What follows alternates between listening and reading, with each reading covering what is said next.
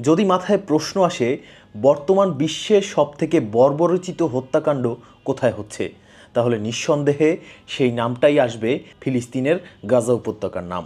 সেখানে দখলদার ইসরায়েলিরা বর্বরচিত হামলা চালাচ্ছে, বোমা বর্ষণ করছে, গোলা বর্ষণ করছে। এতে প্রতিদিনই নিহত হচ্ছেন শত শত মানুষ। এ পর্যন্ত হাজার হাজার মানুষ মারা গেছেন। এছাড়া গাজা উপত্যকার চারদিক থেকে অবরুদ্ধ করে রেখেছে দখলদার ইসরায়েল। আর সেই দখলদার ইসরায়েলের অবরোধ ভাঙতে বিশ্ববাসী নিয়েছিল এক উদ্যোগ। সেই উদ্যোগটি হচ্ছে গ্লোবাল সমুদ্র ফ্লোটিলা বা ত্রাণবাহী জাহাজের নৌবহর। বিশ্বের ৪৪টি দেশের ৫০০-র বেশি নাগরিক মিলে ৪০টির বেশি নৌবহর নিয়ে গাজার পথে, সমুদ্র পথে তাও চলতেছিল।